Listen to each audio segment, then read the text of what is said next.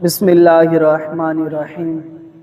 آج کی میں گفتگو کا آغاز رسول کریم سرور کائنات صلی اللہ علیہ وسلم کے مبارک فرمان سے کرنے جا رہا ہوں، جو جامع ترمذی شریف کی کتاب کے اندر وہ رسول کریم صلی اللہ علیہ وسلم کا مبارک فرمان موجود ہے۔ اللہ کے رسول صلی اللہ علیہ وسلم نے فرمایا النکاح من سنتی، فرمایا لوگوں سن لو تا قیامت آنے والے لوگوں، نکاح کرنا میری سنت ہے۔ اور پھر ایک اور مقام مشکوٰۃ شریف کے اندر حدیث پاک موجود ہے، اور بھی مختلف کتب کے اندر یہ حدیث پاک موجود ہے۔ اللہ کے رسول صلی اللہ علیہ وآلہ وسلم نے فرمایا کہ میری اور مجھ سے ماقبل مختلف انبیاء علیہ السلام کی یہ سنتیں ہیں، وہ 4 سنتیں بیان فرمائیں۔ آپ اندازہ لگائیں، فرمایا حیا کرنا، یہ میری اور مجھ سے ماقبل انبیاء علیہ السلام کی سنت ہے۔ پھر دوسری سنت بیان فرمائی، فرمایا مسواک کرنا، یہ میری سنت ہے، مجھ سے ماقبل انبیاء علیہ السلام کی سنت ہے۔ اور پھر فرمایا خوشبو لگانا، عطر لگانا، یہ بھی اللہ کے رسول صلی اللہ علیہ وسلم کی سنت ہے۔ اور پھر چوتھی سنت فرمایا نکاح کرنا، یہ میری سنت ہے اور مجھ سے ماقبل انبیاء علیہ السلام کی سنت ہے۔ میرے دوستو، اللہ کے جتنے بھی انبیاء علیہ السلام اس دھرتی پر تشریف لاتے رہے، ان میں سے حضرت یحییٰ علیہ السلام اور حضرت عیسیٰ علیہ السلام کے ماں سوا تمام انبیاء علیہ السلام نے نکاح فرمائی۔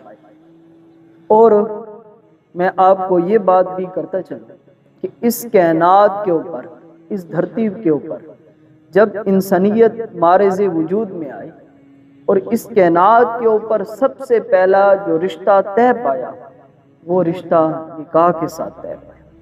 ہمارے ابو جان اور ہماری اماں جان حضرت آدم علیہ السلام اور حضرت اماں حوا علیہ السلام، ان کا جو پہلا رشتہ طے پایا وہ نکاح کے ساتھ پہلا رشتہ طے پایا۔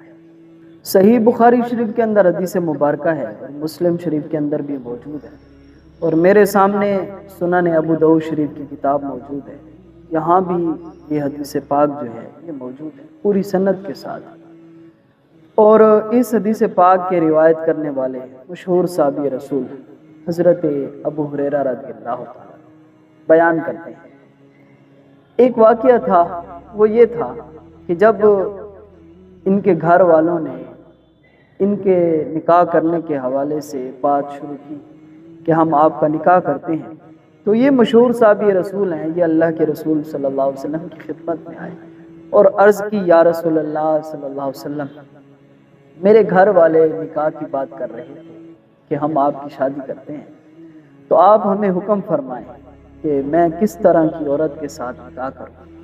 تو اللہ کے رسول صلی اللہ علیہ وسلم نے وہاں جو حقیقت تھی وہ بیان فرمائی، تنکح النساء لاربع، فرمایا لوگ عورتوں سے 4 وجوہات کی بنا پر نکاح کرتے ہیں۔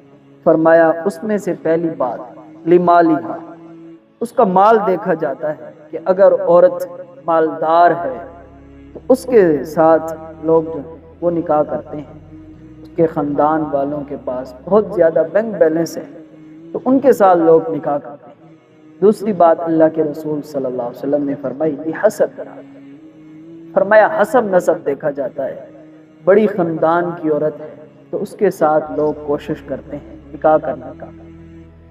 اور آگے اللہ کے رسول صلی اللہ علیہ وسلم نے فرمایا ولی جمالی، لوگ حسن و جمال دیکھا جاتا ہے، لوگ حسن و جمال دیکھتے ہیں، اگر عورت بڑی حسین و جمیل ہے تو اس کے ساتھ نکاح کرتے ہیں۔ آگے اللہ کے رسول صلی اللہ علیہ وسلم نے فرمایا ولی دینہا، کیا ایک بنیاد یہ بھی کہ دین دیکھا جاتا ہے اور نکاح کیا جاتا ہے۔ جب یہ بات اللہ کے رسول صلی اللہ علیہ وسلم فرما چکے تو حضرت ابو ہریرہ رضی اللہ تعالیٰ عنہ اللہ کے رسول صلی اللہ علیہ وسلم کی طرف ایسے دیکھ رہے تھے، تو رسول کریم صلی اللہ علیہ وسلم نے اس غلام پر یہ بھی کرم فرما دیا اور یہ فرما دیا کہ آپ کس طرح کی عورت کے ساتھ نکاح کریں، فظفر بذات الدین، فرمایا ابو ہریرہ رضی اللہ تعالیٰ، آپ سب سے پہلے یہ دیکھیں کہ عورت دیندار ہو، پھر اس کے بعد حسن و جمال ہو، تو پھر بہت بہتر بات ہے۔ لیکن آپ نے جو کی پوائنٹ دیکھنا ہے وہ یہ دیکھنا ہے کہ وہ عورت جو ہے وہ دیندار ہو۔ فرمایا اگر تو دیندار عورت کے ساتھ نکاح کرے گا پھر یہ بات سمجھ لے کہ تو کامیاب ہو جائے۔ اللہ کے رسول صلی اللہ علیہ وسلم نے کامیابی کا جو راز بیان کیا ہے وہ یہ ہے کہ اگر دیندار عورت کے ساتھ نکاح کرو گے تو تم کامیاب ہو جاؤ گے۔ اس حدیث مبارکہ میں اللہ کے رسول صلی اللہ علیہ وسلم نے یہ بیان فرمایا۔ تو ہمیں بھی چاہیے کہ جب نکاح کیا جائے تو اس چیز کو بنیاد بنایا جائے کہ وہ دیندار ہو، پھر اس کے بعد حسن و جمال ہو، یہ اس کے اوپر بہتر بات ہے۔ لیکن دینداری کے اندر اللہ کے رسول صلی اللہ علیہ وسلم نے کامیابی کا راز بیان فرمایا۔